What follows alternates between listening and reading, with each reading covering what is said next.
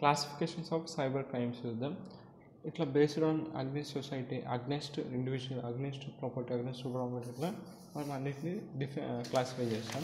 First cyber crime against individual చూద్దాం. This crime directly target people causing personal or financial. ఈ classification ఏమైందంటే మనము direct target people అని ఉంటాడు, వాడికి వాడి పర్సనల్ డేటా కానీ ఫైనాన్షియల్ కానీ వాడికి హార్మ్ చేస్తారు ఈ సైబర్ క్రిమినల్స్. ఫస్ట్ వచ్చేసి అలా ఇవన్నీ some of the common cyber crimes. Identity theft. అయితే పర్సనల్ డీటెయిల్స్ ఉంటాయి, లైక్ ఆధార్ కానీ, పాన్ కానీ, క్రెడిట్ కార్డు ఇన్ఫర్మేషన్ కానీ స్టీల్ చేస్తారు సైబర్ క్రిమినల్.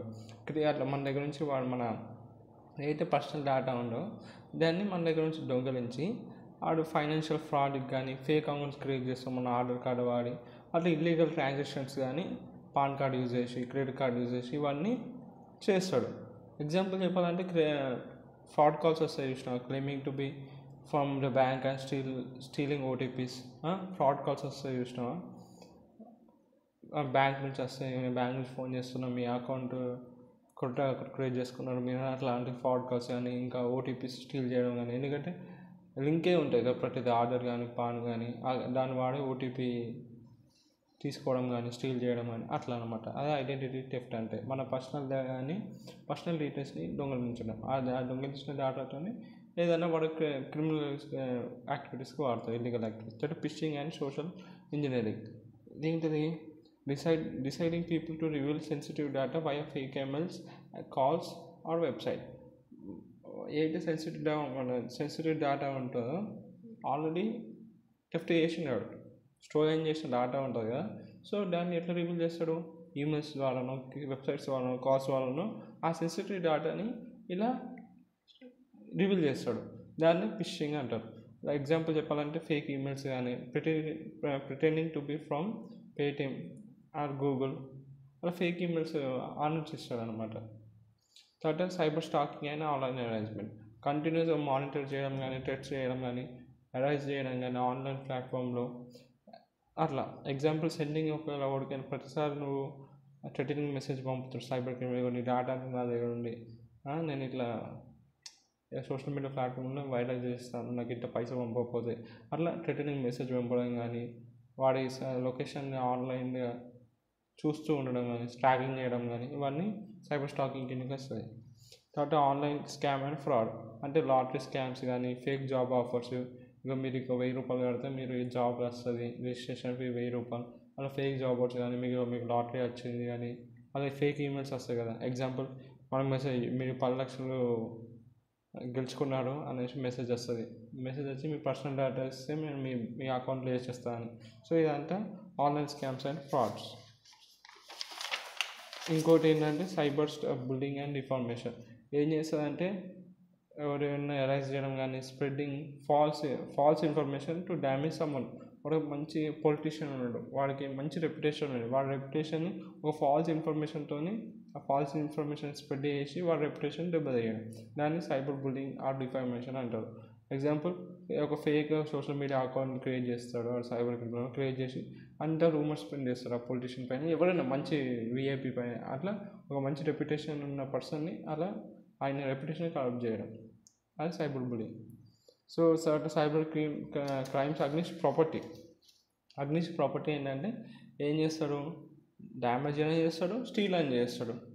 ఇవి డిజిటల్ అసెట్స్ అనగా ఉన్నది, లేకపోతే ఫైనాన్షియల్ రిసోర్సెస్ కానీ స్టీల్ చేయడం కానీ, డ్యామేజ్ చేయడం కానీ, అవన్నీ సైబర్ క్రైమ్ అగ్నిస్ట్ ప్రాపర్టీ వస్తుంది. అలా ఫస్ట్ వచ్చేది హ్యాకింగ్ అండ్ అన్ఆథరైజ్డ్ యాక్సెస్. అంటే ఎవరైనా సమ్మన్ సిస్టమ్ వాటి పర్మిషన్ లేకుండా వాటిని బ్రేక్ చేస్తాడు, యాక్సెస్ చేస్తాడు ఆ సిస్టమ్ని. ఇప్పుడు ఒక company database, Microsoft, Google company database ఎవరో హ్యాక్ చేసేసిండు, యాక్సెస్ చేస్తున్నాడు వాడు. అలా యూజర్స్ డేటా అంటే యాక్సెస్ చేస్తున్నాడు, అదొక అన్ఆథరైజ్డ్ యాక్సెస్. సో అలా సమ్మన్స్ డేటాని వాటి పర్మిషన్ లేకుండా వీడు బ్రేక్ చేసి, క్రాక్ చేసి ఆ పాస్వర్డ్స్ కానీ అట్లా స్టోర్ చేస్తాడు. దాన్ని హ్యాకింగ్ అంటారు, అన్ఆథరైజ్డ్ యాక్సెస్ అంటారు. తర్వాత ర్యాన్సమ్వేర్ అండ్ మాల్వేర్ అటాక్స్. ఏం చేస్తాడంటే encrypting files and demanding money to restore them. So ఏం చేస్తాడంటే ఒక ఫైల్ని వాడు ఎన్క్రిప్షన్ చేసేస్తాడు, వాడు స్టోర్ చేసినాకనే మళ్ళీ మనం ఓపెన్ చేయాలంటే ఎన్క్రిప్షన్ ఉంటుంది ఆ ఫైల్ని మనం వాడుకోవాలంటే సో నేను ఎన్క్రిప్ట్ చేస్తాను, నాకు పైసలు ఇస్తే నేను దీన్ని డీకోడ్ చేసి ఇస్తాను, నీకు డీకోడ్ చెప్తాను, డీకోడ్ చేస్తా అంటాడు. సో అలాంటి దాన్ని ransomware and malware attacks అంటారు. వన్ క్రై ర్యాన్సమ్ అటాక్, ఇది మీకు థాట్ వస్తుంది నెక్స్ట్ వీడియోలో. ఇది ఒక ఎగ్జాంపుల్ అనమాట. తర్వాత data branches and information theft. ఇదేంటిది, ఏదైనా కాన్ఫిడెన్షియల్ ఫైల్స్ కానీ కస్టమర్ డేటా కానీ స్టీలింగ్ చేయడాన్ని డేటా బ్రాంచెస్ అని ఇన్ఫర్మేషన్ టెఫ్ట్ అంటారు. లైక్ ఫేస్బుక్ కానీ లింక్డ్ఇన్ డేటా లీక్స్ ఇవన్నీ అట్లా వాడి కాన్ఫిడెన్షియల్ డేటా అంట ఆ కస్టమర్ డేటాని స్టీల్ చేస్తాడు ఒక సైబర్ అటాక్. దాన్ని డేటా బ్రాంచ్ ఇన్ఫర్మేషన్ టెఫ్ట్ అంటారు. కంపెనీ నుంచి టెఫ్ట్ చేస్తే అది ఇన్ఫర్మేషన్ టెఫ్ట్. తర్వాత software privacy and intellectual property theft, using distributing or copying copyright software illegally. ఏదైతే ఒక కంపెనీ కానీ ఏదైనా కానీ సో దాన్ని వాడడం కానీ దాన్ని డిస్ట్రిబ్యూట్ చేయడం కానీ కాపీ చేయడం, కాపీరైటెడ్ సాఫ్ట్వేర్ ఆల్రెడీ అంటే ఒకటి వాడింది ఇంకొకటి వాడితే కాపీరైట్ అవుతుంది ఆ సాఫ్ట్వేర్. సో అట్లా ఆల్రెడీ ఒకటి పైన పెయింటెడ్ ఉన్న సాఫ్ట్వేర్ దాన్ని కాపీ చేసి ఇల్లీగల్ యూజ్ చేయడం కరెక్ట్ కాదు. So it's cyber crime. ఇది one of the type. So example అంటే downloading paid software for free illegal ఈ వెబ్సైట్స్. ఇప్పుడు చూడండి అమెజాన్ ప్రైమ్, నెట్ఫ్లిక్స్ ఆల్రెడీ అవన్నీ సబ్స్క్రిప్షన్ తీసుకుంటుంటే మనకి కొత్త రిలీజ్ అయిన సినిమాలు వస్తాయి, ఓటీటీలు వచ్చినాయి. కానీ మనం ఏం చేస్తున్నాం, ఐబొమ్మలు పోయి డౌన్లోడ్ చేసుకుంటాం. సో ఇవంటే ఏంటిది, ఇల్లీగల్ వెబ్సైట్స్. ఇల్లీగల్ వెబ్సైట్ నుంచి మనము అది డౌన్లోడ్ చేసుకుంటాం. ఇది డేటా ప్రైవసీ అని ఇంటెలెక్చువల్ ప్రాపర్టీ టెఫ్ట్ కిందకి వస్తుంది. అట్లా తర్వాత credit card and banking fraud. అయితే బ్యాంకింగ్ క్రెడిషియల్స్ కానీ అన్ఆథరైజ్డ్ ట్రాన్సాక్షన్స్ ఉంటాయి కదా, దాన్ని చేయడం కానీ బ్యాంకింగ్ క్రెడిషియల్స్ని దొంగలించడం కానీ ఇదంటే credit card and banking fraud కిందకి వస్తుంది. Example fake UPI payments apps ఉంటాయి, stealing money. Fake UPI payments app వాడి మనీని స్టీల్ చేస్తారు. ఇంకోటి cyber crimes against government and organisation. Okay, against government and organisation అంటే ఇదేంటిది, ఏంటి క్రైమ్స్ ఉంటే డైరెక్ట్ దేన్ని టార్గెట్ చేసి ఆర్గనైజేషన్, ఒక లార్జ్ ఆర్గనైజేషన్ ఆర్ ఇన్స్టిట్యూట్ అనొచ్చు, ఏదైనా ఆపరేషన్ చేసి ఇప్పుడు ఉన్న కాన్ఫిడెన్షియల్ డేటాని యాక్సెస్ చేస్తారు ఆ క్రైమ్స్ వాడి. సో అలా వచ్చే టైప్సే సైబర్ టెర్రరిజం. సైబర్ టెర్రరిజం అంటే cyber attacks aimed at causing panic or harm. Cyber terrorism అంటే వాడికి చేస్తే ఆ క్రైమ్ చేస్తే అందరికి ప్యానిక్ అయిపోతుంది, హార్మ్ కలిగిస్తుంది. ఎగ్జాంపుల్ చెప్పాలంటే గవర్నమెంట్ డేటాబేస్ని హ్యాక్ చేసేసినాకో గవర్నమెంట్ దగ్గర మన అన్ని ఒక ప్రతి యూజర్ యొక్క డేటా ఉంటుంది.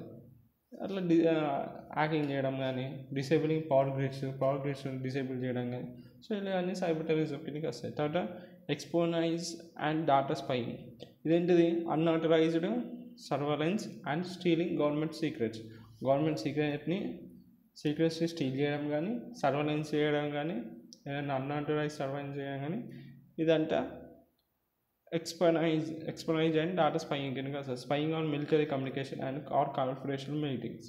సో ఏదైనా మిలిటరీ కమ్యూనికేషన్స్ ఉంటాయి, మిలిటరీ మీటింగ్స్ ఉంటాయి, కాన్ఫిడెన్షియల్ మీటింగ్స్ ఉంటాయి, వాటిని స్పై చేయడం అదంతా ఇది డేటా స్పైయింగ్ కిందకి వస్తుంది. తర్వాత ఇంకోటి డెలివరీ ఆఫ్ సర్వీస్ అటాక్స్. ఈ డెలివరీ ఆఫ్ సర్వీస్ అటాక్స్ మీరు చాలాసార్లు నేను ఉంటారు, ఇది చాలా ఫేమస్. ఏం చేస్తారంటే చాలాసార్లు ఒకటేసారి హ్యాకర్ ఉంటాడు, ఏం చేస్తాడంటే ఒకటి సైబర్ క్రిమినల్ ఉంటాడు, ఒకటేసారి చాలా వరకు లోడ్ కంప్యూటర్స్ అన్నిటికీ పంపించేస్తాడు.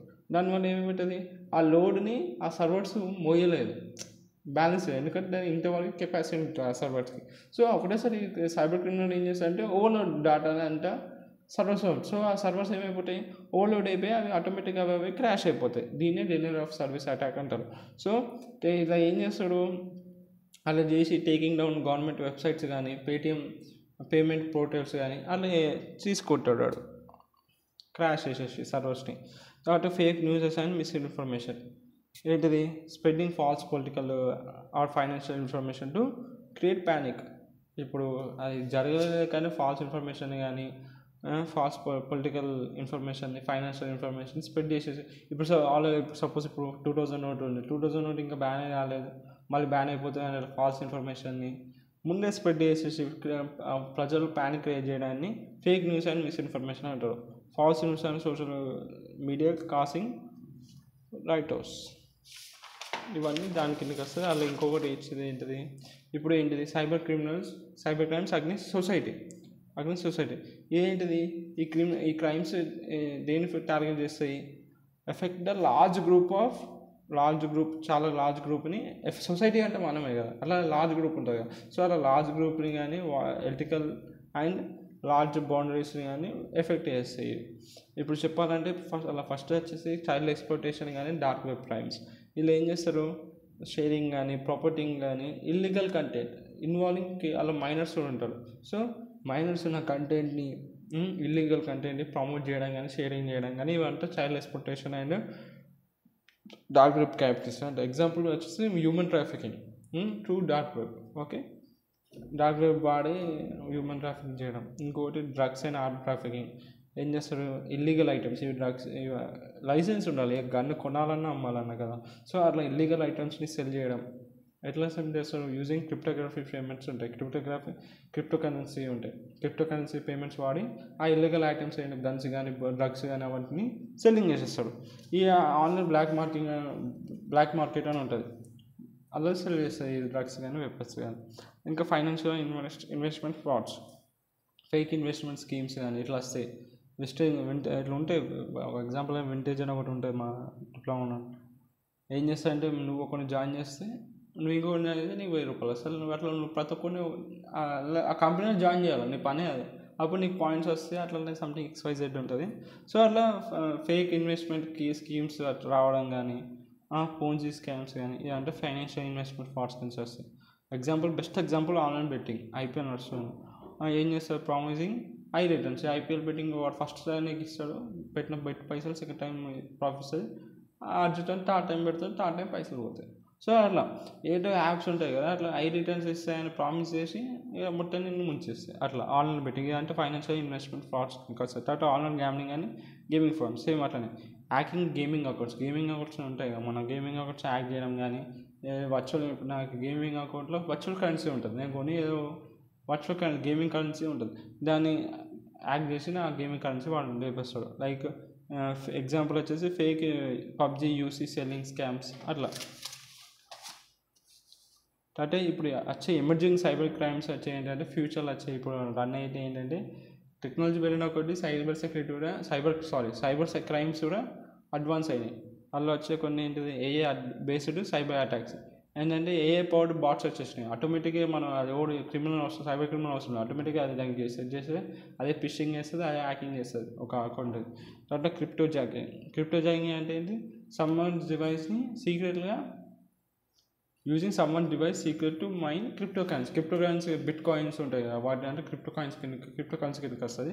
సో అట్లా ఒకటో డివైస్ని వాడి సీక్రెట్గా వాడి క్రిప్టో కరెన్సీని మైన్ చేస్తాడు, అంటే లేపేస్తాడు. తర్వాత deep fake scams, fake generative videos వాడి పొలిటికల్ ఆర్ ఫైనాన్షియల్ ఫ్రాడ్ చేస్తాడు. దాన్ని డీప్ ఫేక్ అంటే మనిషి వాడు ఉన్నాడు కానీ జనరేటెడ్ వీడియోనో ఏదో చేసి ఫైనాన్షియల్ కానీ పొలిటికల్ స్కామ్స్ చేయడం జనరేటెడ్ వీడియోస్తో. తర్వాత IoT hacking and smart home hacks. మనం IoT ఇంటర్నెట్ ఆఫ్ థింగ్స్ ప్రతిదీ. ఇప్పుడు నువ్వు రిమోట్ నీ ఫోన్ ఉన్న కూర్చొని నువ్వు ఎక్కడో ఉన్న మీ ఇంట్లో ఉన్న ACని అన్నిటికి బాగా. సో అంటే IoT హోమ్. సో దాన్ని కూడా హ్యాక్ చేయగలుగుతాం. కంట్రోలింగ్ స్మార్ట్ డివైసెస్ లైక్ CCTVని కానీ refrigerator or security locks remotely. So నీ ఫోన్ నుంచి అన్ని అట్లా రిమోట్గా నువ్వు అన్ని కంట్రోల్ చేసినప్పుడు హ్యాకర్ కూడా దీన్ని అంటే వాడు అన్నట్టు యాక్సెస్ చేసి మీ సెక్యూరిటీ లాక్స్ కానీ CCTVని అంటే వాడు కంట్రోల్ చేయగలుగుతాడు. దాన్ని IoT హ్యాకింగ్ కానీ స్మార్ట్ హోమ్ అటాక్స్ అనే కిందకి వస్తుంది. ఇవన్నీ ఎమర్జింగ్ సైబర్ క్రైమ్స్.